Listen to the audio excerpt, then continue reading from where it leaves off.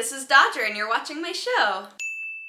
If you hear lots of keyboard smashing and clicking while I'm making this video, it's because Sam is in a raid right now. So it's like a girlfriend aggro.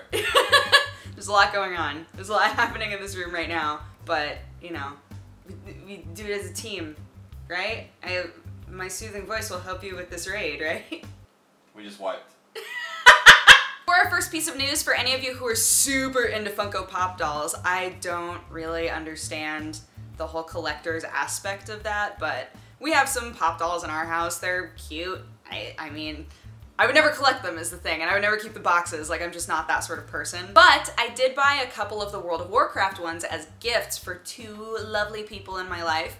And at a certain point, Sarah, my manager, who is one of those lovely people in my life, she was like, oh man, I actually looked into this and apparently there are going to be more World of Warcraft ones that will be coming out later in the year. And I was like, no way! So it turns out in November at some point there will be new World of Warcraft Funko Pop dolls. If you don't know, there are 2 right now, I think. And so you get the real cute ones are coming out. We don't know the exact day of when they're coming out, but we know that it's sometime in November, and there are going to be 3 normal-sized one and 1 jumbo one. I don't know the terminology, guys. 1 super-sized. Deathwing. Deathwing is going to be super-sized, and he's super cute. The other pop dolls are Thrall, Sylvanas, and a Murloc, and they're all so cute. And I totally want them, and I don't even really play World of Warcraft all that much, but I'm really hoping that both Tierney and Sarah wind up getting the entire set because I think that would be so adorable. Specifically Sylvanas is just like, I don't know. They just made her super kawaii. I don't get it. I don't understand. But yeah, these will be considered the Series 2 World of Warcraft figures. The normal sized ones will be $10, and Deathwing, the super sized, will be $16. To any of you who love Dark Souls but hate games for Windows Live and have been wrestling with that whole thing for a while, I even know people who haven't been able to log on at all because of Games for Windows Live for the last like couple of months. But apparently they are going to be moving all of the Dark Souls files from Games for Windows Live to Steam. Save data and achievements will transfer over, but your Games for Windows Live rankings won't transfer in any way because there isn't really something that is equivalent to that on Steam. But yeah, that'll also kick off sometime in November. Man, so many of these are just like, sometime in November a thing's gonna happen. I think the way it works, and I've seen lots of articles that say differing things, but it sounds like the way this is going to work is if you utilize their code in order to get the Dark Souls Prepare to Die edition, you will get it for free if you had it for Games for Windows Live. And then all of your stuff will transfer over. If you don't utilize that, everything will still transfer over, but I don't think you get to keep your achievements.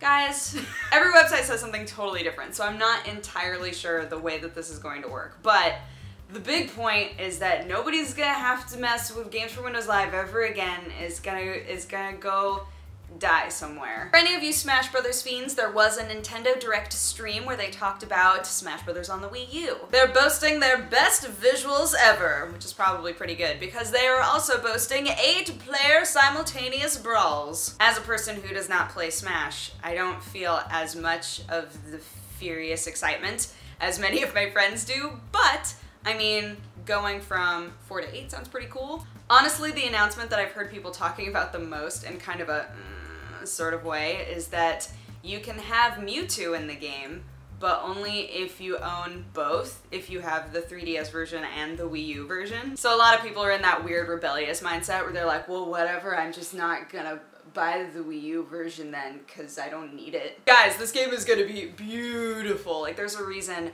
Again, I don't play Smash Brothers, but I've been excited to play it on Wii U because A, it'll give me a reason to use my Wii U, aside from Hyrule Warriors. I have been using it recently, actually. And B, that I feel like I'll be able to actually follow what's going on a bit better. Anyway, 1080p, 60 FPS, 8-player simultaneous battles, and if you have both versions of the game, you can get Mewtwo. And maybe have good movesets.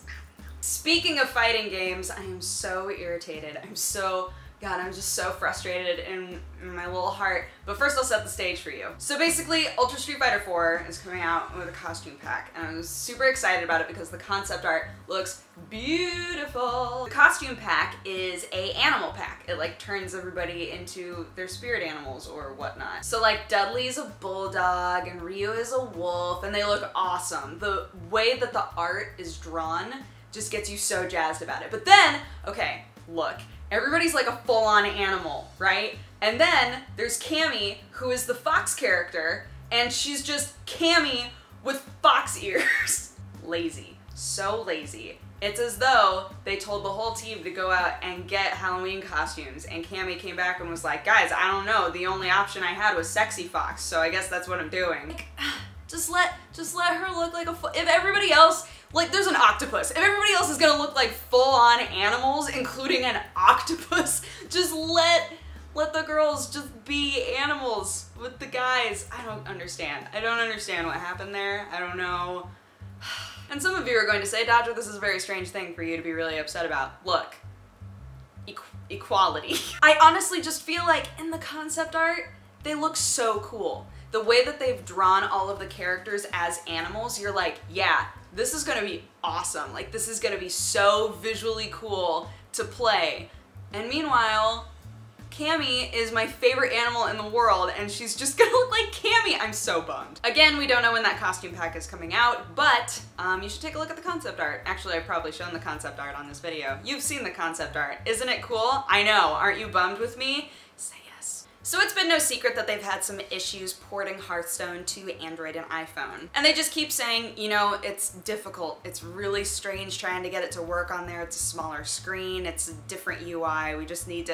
We need a little more time. So huzzah! We kind of have sort of a release time period window, really. If you've been wanting to play Hearthstone on your phone, whether it's iOS or Android, it will be released early 2015. That's what they're telling us. One of the biggest challenges with that is revamping the user interface so it feels intuitive and offers the same quality Hearthstone experience, but this time from the palm of your hand. Also, if you're somebody who's been waiting for it to be available on Android tablets, they're still projecting that for the end of the year. So both will be happening around the same time for Android. Again, obviously it's already available on iPad. Did you know it's already available on iPad? You should probably go play it. It sounds like they're planning on doing a lot more expansions in 2015 too, so that'll work out perfectly. For anybody who's been like, I just want to play this on my phone, that's like the only way that I'm ever going to play this game, then maybe the expansions will be coming out around the same time that you're able to play it, which will be cool. You won't have that weird lull, that weird moment in your life where you're like,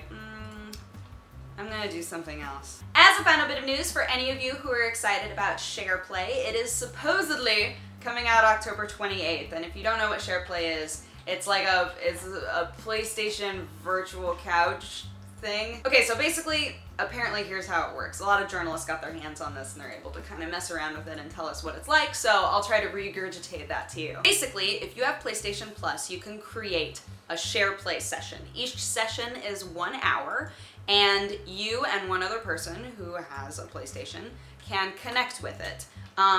If you are playing a game, you have to have a PlayStation Plus account. If you're only observing somebody else playing the game, you can be in the session without needing the Plus account. But obviously you need the Plus account in order to create the session, right? So yeah, it's kind of interesting because you could technically be like, hey, I can't beat this boss.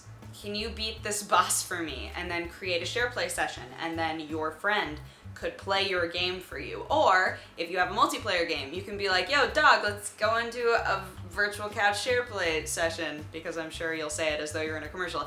Dog, let's go into our virtual couch SharePlay session for exactly 1 hour and play our favorite multiplayer game, you know? It's a cool idea. I'm not sure why it's limited to an hour.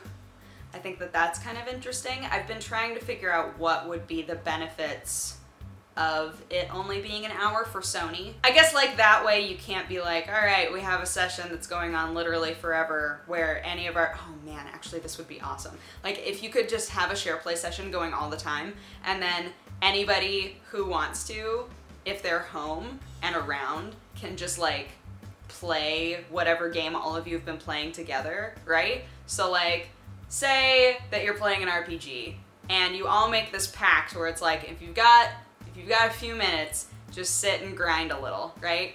And then you sit down and you're like, oh my god, my friends are the best. I've gone up like 6 levels and I was at work the whole time. Like, that would be kind of cool. I mean, it would suck for the person who came home and was like, okay, we still need to grind a little more. Okay, that's fine, that's fine, that's fine. I'm just doing my duty to the group. But like, I mean, I'm sure there's server issues there. I'm sure there's issues with, we want people to actually buy these games and not just like SharePlay every game forever. But it's an interesting idea. I think that it's going to turn out being pretty cool, and I think that if it proves to be useful enough, it'll get people to get PlayStation Plus accounts anyway, so that helps Sony's pockets all on its own. Anywho, that's been my show. Thank you so much for watching. If you have a positive or a negative response, feel free to leave it in my comment section. And if you would like to have coffee with me, you can click wherever I've put the annotation and it'll take you to my other channel. I just put up a welcome to the fandom called Yanderes. I would love it if you would check it out. It's kind of my Halloween welcome to the fandom episode, and I had a lot of fun with it, and it seems like you guys have been liking it, which is